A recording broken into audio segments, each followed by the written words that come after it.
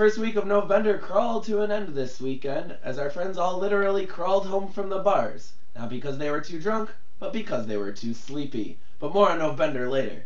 The most epic game of Pass the Raz was played early Saturday morning, and some of our friends have dubbed it Pass the Raz 2.0 because it involved running, jumping, and it was at a historic campus landmark. In other news, our friends totally defaced and tarnished one of the most iconic and beautiful symbols at MSU. Built in 1928, Beaumont Tower has unique infrastructure, a beautiful 49 bell carillon, and Tyler Underwood's vomit. But if you thought that was the last time that we played Pass the Raz before noon on a Saturday, you were wrong. That's right, John. Later that morning, we played Pass the Raz again. Only this time, we duct taped it to Nick Ellis's hand, spilling more than we actually consumed. But, on a brighter note, we took Here's One for the Homies to a new level.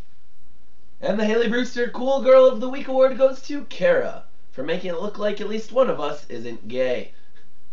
Football games bring crowds from all over the state, and as usual, there were probably some accidents involving women drivers. Maybe some fender benders or stuff like that, and I'm sure they were followed with hysterics and crying. Speaking of fender nove bendering, Beeg is on a sweet bullying bender, having whacked Nick in the penis 3 times. Nick is yet to retaliate. Furthermore, Pat and Justin went on a very nice productivity bender last Friday. They went to the lacrosse store and then watched Blues Brothers, bringing to mind how messed up it is that we define that as productivity.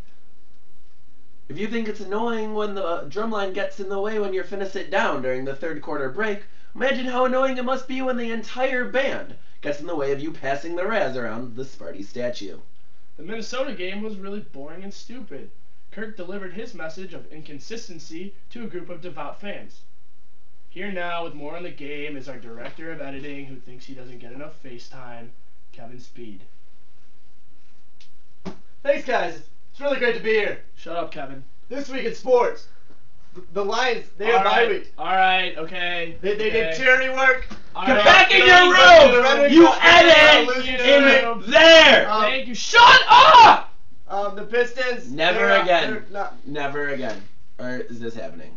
Tyler Underwood and Kazra are fighting over swagger rights to the really short buzz cut.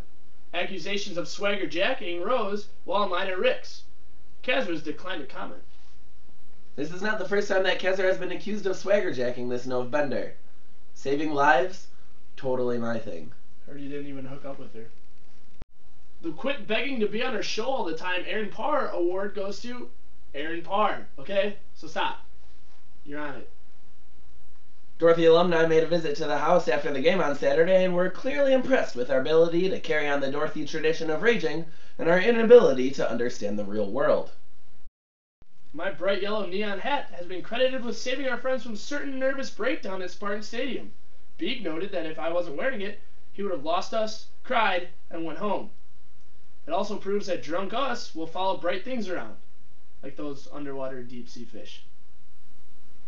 Kevin broke my 50-year-old foosball table this weekend in a plastic cup-fueled rage.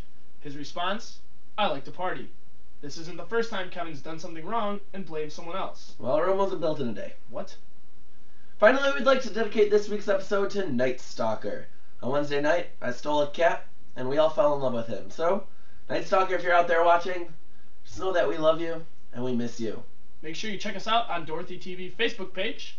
This is Michael William Murray signing out. I'm J.D. Ross. And remember, if I wasn't friends with us, I'd want to be.